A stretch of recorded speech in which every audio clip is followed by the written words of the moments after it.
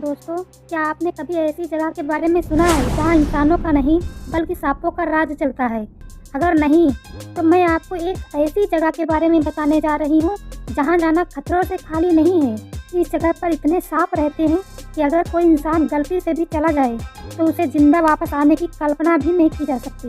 इससे पहले मैं उस जगह का नाम बताऊं और लाखों सांप वहां पर कैसे आए, ये सब जानने से पहले आप वीडियो को एक लाइक ज़रूर करना और चैनल पर अगर पहली बार आए हैं तो चैनल को सब्सक्राइब कर लीजिए तथा हो सके तो वीडियो को शेयर ज़रूर करना। तो चलिए बिना टाइम वेस्ट के वीडियो को स्टार्ट करते हैं। दोस्तों, आपने हॉलीवुड की उन फिल्मों को तो ज़रूर देखा होगा जिसमें वैज्ञानिकों के किसी एक्सपेरिमेंट में हुई गलती की वजह से कोई खतरनाक जानवर पैदा हो जाता है, तो कभी कोई इंसान द हग बन जाता है, तो कभी एक्सपेरिमेंट में हुई किसी गलती की वजह से गॉडजिला जैसा जानवर पैदा हो जाता है। लेकिन असल दुनिया में वैज्ञानिक के एक एक्सपेरिमेंट में एक ऐसी गलती हुई थी, या फिर कहें वैज्ञानिकों ने एक ऐसी लापरवाही की थी जिसने एक द्वीप को पूरी तरह से तबाह कर दिया था। वैज्ञानिकों के द्वारा की गई इस गलती की वजह से एक आइलैंड पूरी दुनिया का सबसे खतरनाक आइलैंड बन गया। दोस्तों, ये घटना थी लगभग 1600 के आसपास की, जब पूरी दुनिया के वैज्ञानिक अनेक प्रकार के एक्सपेरिमेंट कर रहे थे और उन्हीं वैज्ञानिकों में इसे कुछ वैज्ञानिक ब्राज़ील के आइलैंड को अपना निशाना बनाते हैं। इस आइलैंड का वास्तविक नाम इलाहा दा क्यूमादा ग्रैंड है। दरअसल इस बार वैज्ञानिकों का दल सांप के मुंह में पाए जाने वाले जहर के ऊपर एक्सपेरिमेंट करना चाह रहे थे। उनका मानना था कि सांपों के अंदर मौजूद जहर से दवाइयाँ बनाई जा सकती हैं। यही वजह है कि ब्राज़ील के समुद्र में मौजूद एक आइलैंड पर उन वैज्ञानिकों ने अपना ठिकाना बनाया, जहां पर पूरी दुनिया से सबसे खतरनाक सांपों को पकड़कर लाया जाने लगा। आपको जानकर बहुत ही हैरानी होगी कि उन वैज्ञानिकों ने पूरी दुनिया में जितने भी खतरनाक और सबसे जहरीले सांप पाए जाते थे, सभी के प्रजाति को पकड़कर उस आइलैंड पर ले गए। वह आइलैंड बहुत ही खूबसूरत था, चारों तरफ से समुद्र घिरा हुआ था, जहां पर एक भी इंसान नहीं रहता था। यही वजह है कि वैज्ञानिकों ने अपने इस खतरनाक एक्सपेरिमेंट को अंजाम देने के लिए उसी आइलैंड को चुना, ताकि खतरनाक सांपों से किसी भी इंसान को कोई खतरा न हो। वैज्ञानिकों ने लगभग 10 साल तक इस आइलैंड पर अनेकों प्रकार के एक्सपेरिमेंट को अंजाम दिया और इसी दौरान उन वैज्ञानिकों ने सैकड़ों प्रजातियों के जहरीले सांपों को एक्सपेरिमेंट के लिए उस आइलैंड पर लेकर आए। आपको जानकर हैरानी होगी कि एक्सपेरिमेंट के उन 10 सालों के दौरान लगभग 28 वैज्ञानिकों की मौत भी हो चुकी थी और उन सभी वैज्ञानिकों की मौत की वजह सिर्फ और सिर्फ सांपों का जहर था, क्योंकि थोड़ी सी भी असावधानी से वैज्ञानिकों को अपने जान से हाथ धोना पड़ता था। जब वैज्ञानिकों का काम पूरा हो गया तो बाकी के बचे वैज्ञानिक तो उस आइलैंड को छोड़कर चले गए, लेकिन वे सभी खतरनाक सांप वहीं रह गए। आपको जानकर हैरानी होगी कि लगभग 300 सालों के दरमियान वहीं पर बचे हुए सांपों ने अपनी तादाद इतनी बढ़ा ली है कि आज उस पूरे के पूरे आइलैंड पर सिर्फ और सिर्फ सांपों का कब्जा है। कहा जाता है कि आज के वक्त में इस आइलैंड पर इतने अधिक सांप हो गए हैं कि उन्हें खाने के लिए भी ठीक से खाना नहीं मिल पाता।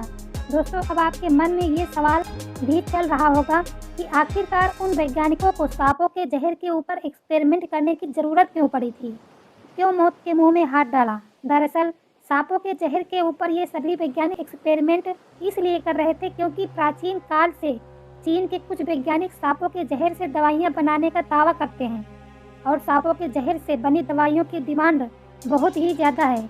दोस्तों, आपने कीमोथेरेपी का नाम तो कभी न कभी ज़रूर सुना होगा। दरअसल कीमोथेरेपी उन लोगों के साथ की जाती है जिनको कैंसर की समस्या होती है और कैंसर की बीमारी को पूरी दुनिया में सबसे खतरनाक और जानलेवा बीमारी मानी जाती है। लेकिन क्या आप जानते हैं, कीमोथेरेपी के दौरान इस दवाई का इस्तेमाल किया जाता है, उस दवाई में सांप का जहर भी मिला होता है। यानी कीमोथेरेपी के दौरान इस्तेमाल की जाने वाली दवाई में सांप के जहर की मात्रा होती है। अब आप अंदाज़ा लगा सकते हैं कि सांप का जहर कितना काम का होता है। यही वजह है कि आज के वक्त में चीन पूरी दुनिया से जहरीले सांपों को इम्पोर्ट करने वाला इकलौता देश है।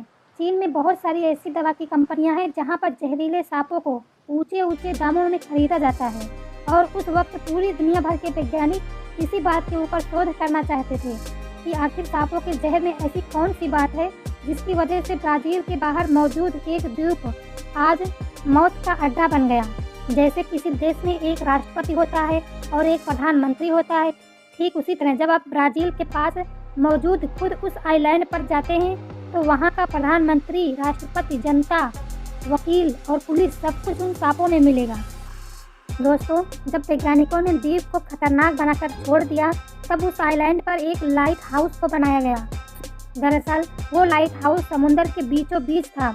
वहाँ पर एक लाइट हाउस को इसलिए बनाया गया था कि समुद्र में जाने वाले पानी के जहाज़ों को दिशा बताई जा सके, ताकि उन जहाज़ों का किसी बड़े पहाड़ से टकराव ना हो। दोस्तों, उस लाइट हाउस की देखरेख और मैनेजमेंट करने के लिए वहाँ पर एक कीपर को भी भेजा गया था। आपको जानकर हैरानी होगी कि कदम कदम पर मौत मिलने के बावजूद भी वो कीपर अपने परिवार को लेकर वहाँ चला गया। वहाँ जाना उसकी मजबूरी थी, क्योंकि उसको ड्यूटी निभाना था। ये घटना कोई ज़्यादा पुरानी नहीं है, बल्कि साल 1900 से लेकर 1920 की है। कीपर अपनी ड्यूटी को निभाने के लिए उस आइलैंड पर चला गया, और वो भी अपने परिवार को लेकर। उसने खुद को और अपने परिवार को सांपों के जहर से बचाते बचाते लगभग 20 साल का वक्त गुजार दिया। लेकिन एक दिन उस शख्स के द्वारा की गई एक गलती उसके पूरे परिवार को खत्म कर देती है। दरअसल हुआ ये था कि वो हर रोज लाइट हाउस की खिड़की से लेकर दरवाजे तक हर चीज को रोज अच्छी तरह से बंद करके सोता था। लेकिन एक रात गलती से लाइट हाउस का एक खिड़की खुला रह जाता है। तो अब आप अंदाज़ा लगा सकते हैं कि जहाँ पर लाखों की संख्या में सांप हो, वहाँ खिड़की खुला होने का मतलब क्या हो सकता है। कहा जाता है कि उस रात को खिड़की के रास्ते से बड़ी संख्या में सांप उस लाइट हाउस के अंदर घुस गए। और बड़े दुख की बात है कि उसी रात उस कीपर का पूरा परिवार खत्म हो गया। पूरे परिवार को सांपों ने अपना भोजन बना लिया। आपको जानकर हैरानी होगी कि वो आदमी और उसका परिवार आखिरी ऐसा इंसान था जो उस आइलैंड पर रहने के लिए गया था। उसके बाद ब्राज़ील की सरकार से परमिशन लेकर ही 24 की संख्या में वैज्ञानिक सिर्फ कुछ घंटे एक्सपेरिमेंट के लिए वहां पर गए थे। हाल ही में एक नई घटना उस आइलैंड से जुड़ी हुई दुनिया के सामने आई।